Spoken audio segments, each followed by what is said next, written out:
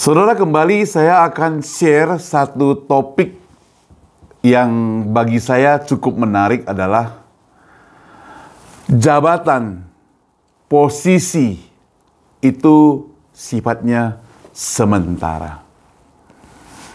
Kita berdoa terlebih dahulu. Bapa kami di surga, kami mau datang kepadamu, pakai kami supaya firman Tuhan yang akan kami renungkan bersama boleh jadi berkat. Dalam nama Tuhan Yesus kami berdoa. Amin. Saya akan ambil seorang tokoh yang bernama Samuel. Ya, Samuel itu siapa? Dia adalah seorang nabi dan juga seorang hakim Israel yang pernah berkuasa. Tapi ada satu masa dia harus berhenti, digantikan dengan raja-raja Israel. Jadi, dia pada waktu sudah tidak berkuasa.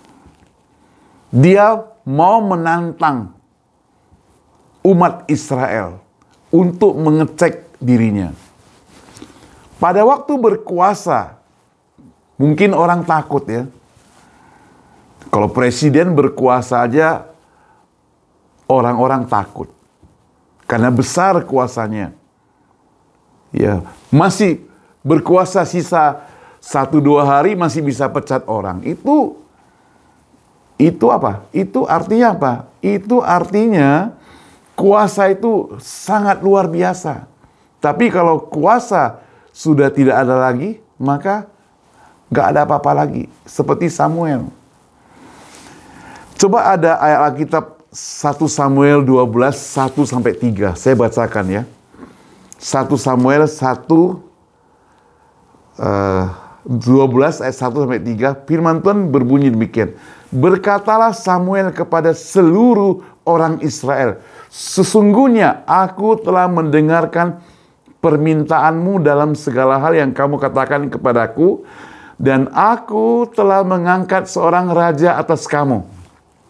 Maka sekarang, lihat, raja itulah yang berjalan di depanmu. Mengenai aku sudah tua dan beruban. Dan anak-anakku, lihat, mereka ada di antara kamu.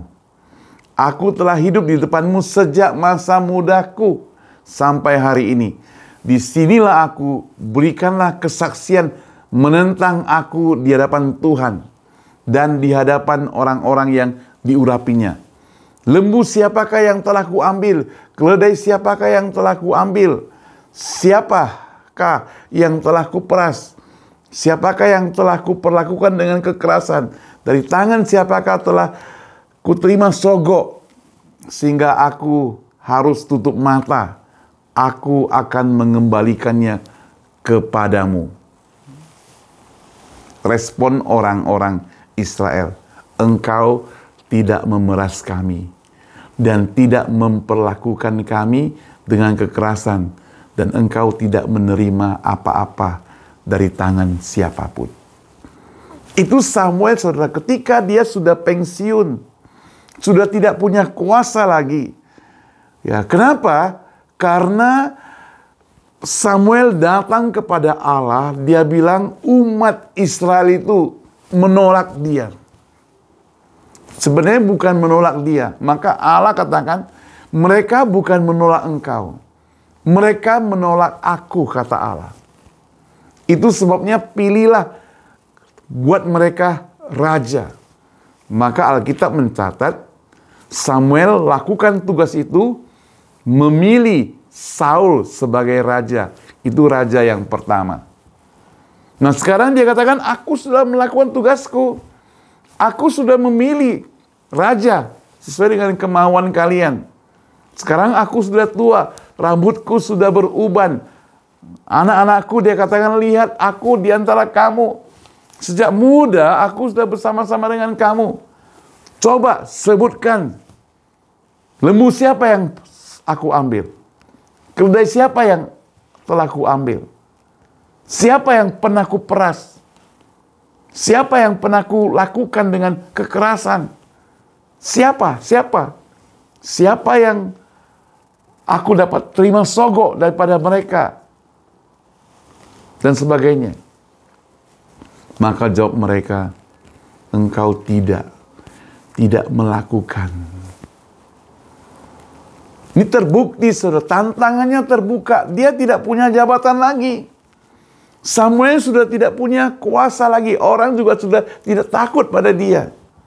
Tapi orang berani bersaksi bahwa dia tidak melakukan kejahatan itu.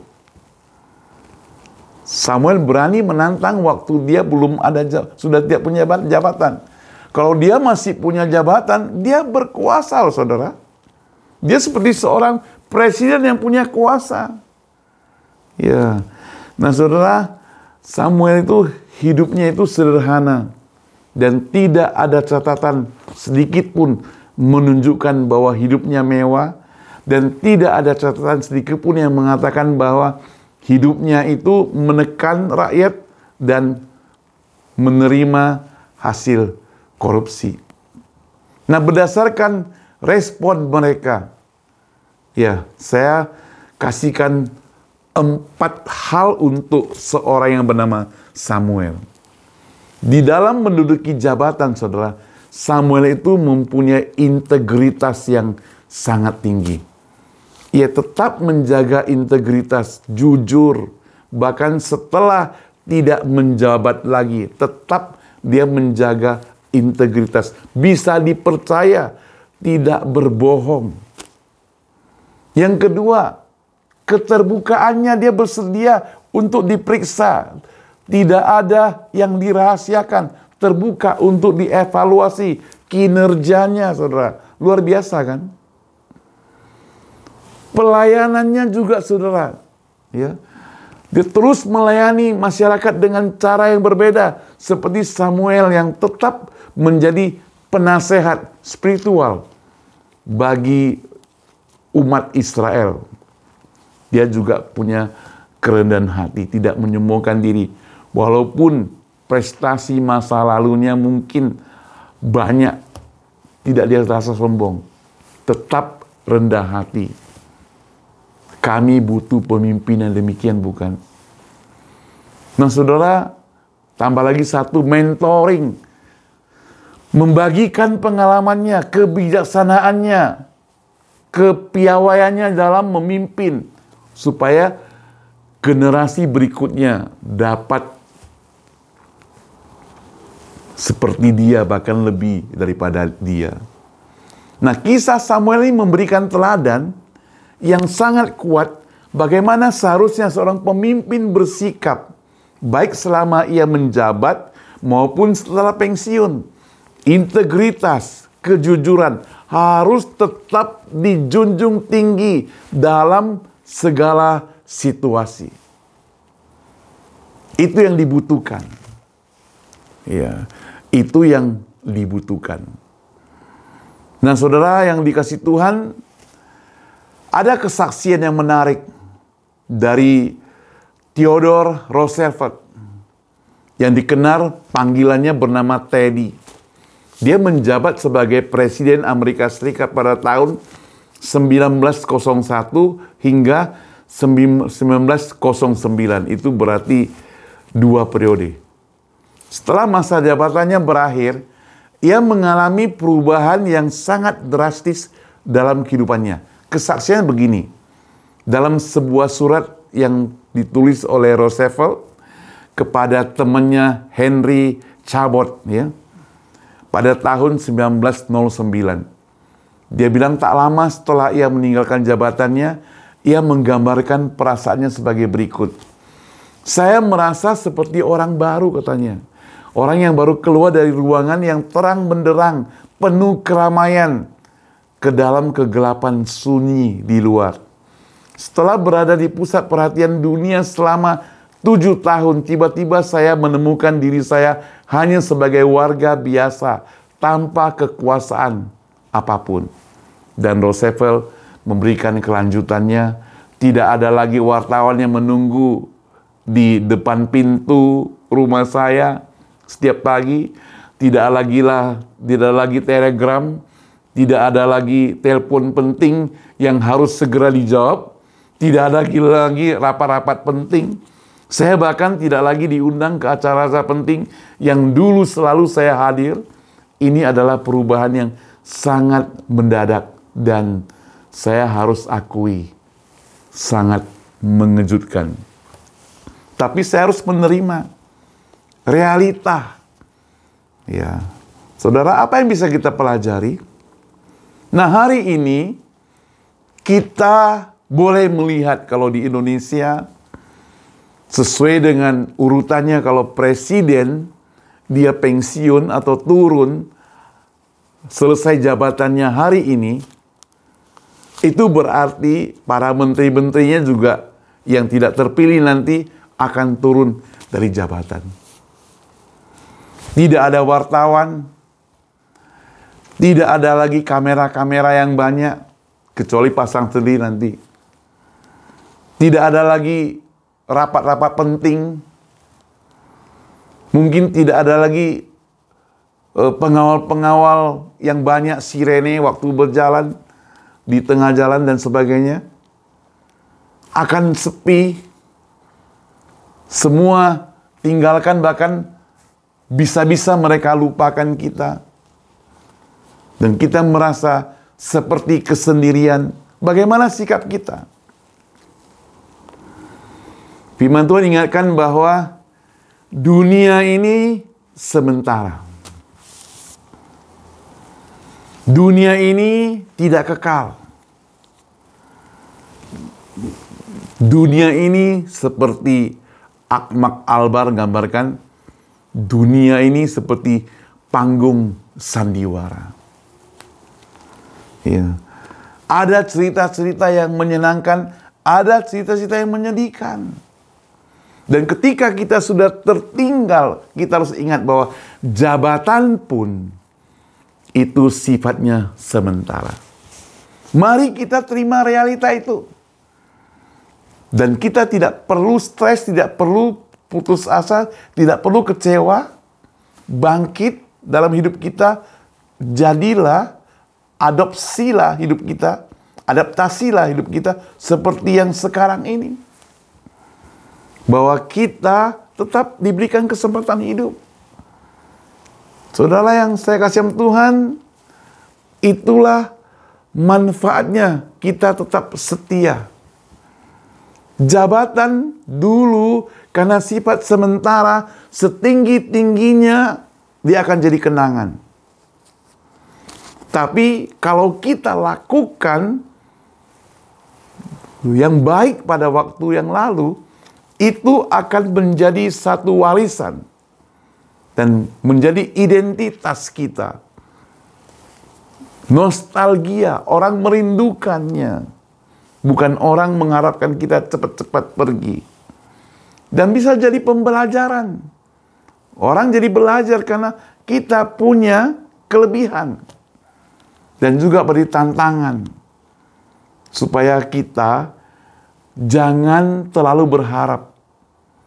Karena apa? Karena kalau kita terlalu berharap, kita bisa kecewa. Umur kita bisa tua. Ada generasi lain. Generasi baru.